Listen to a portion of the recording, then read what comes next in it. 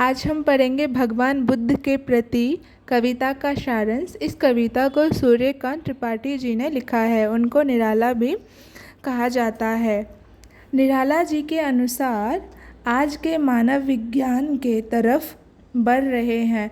जड़ रूपी वैज्ञानिकता ही उनके लिए सब कुछ हो गया है। स्पष्ट दिख रहा है कि वैज्ञानिक साधन केवल सुख मात्र है।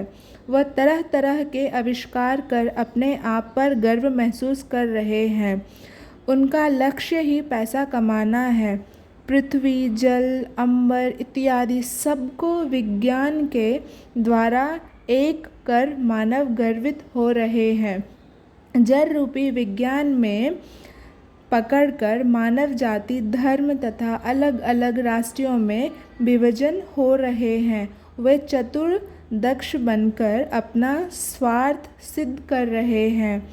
आध्यात्मिकता को छोड़कर लोग जड़ रूपी विज्ञान को अपनाकर आनंद ले रहे हैं।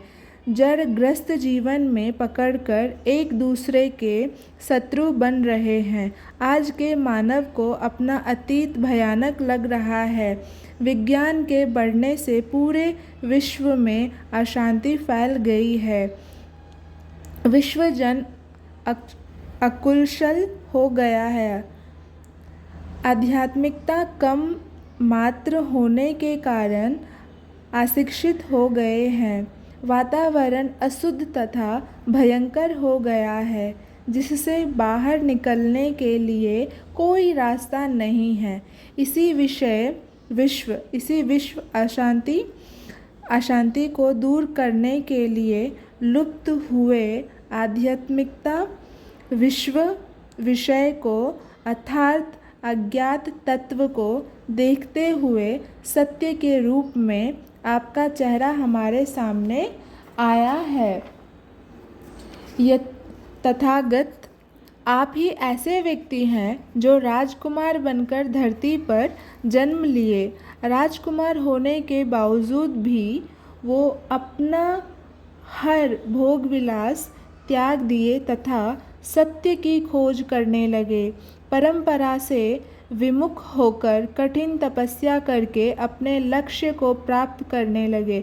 अपनी करुणा को बरसाकर वो तथागत बन गए। अपनी दार्शनिक प्रभाव को फैलाने लगे। आपकी फैलाई हुई ज्योति में सभी मानव सम्मिलित होने लगे।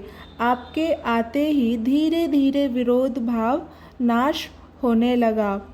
भिन्न धर्मों में आपकी भावना बहने लगी। सभी के हृदय में करुणा का संसार होने लगा। आपके मार्गदर्शन से ही सभी की शत्रुता खत्म हो गई तथा आपकी करुणा रूपी ज्योति चारों ओर प्रकाशित होने लगी।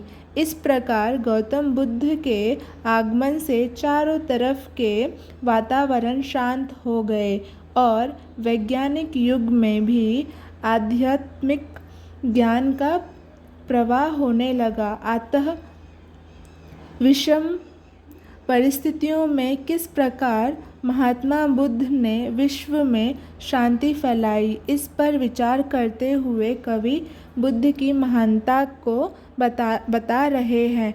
जो अशांति फैलाई हुई थी उसको दूर करने के लिए भगवान बुद्ध धरती पर पधारे।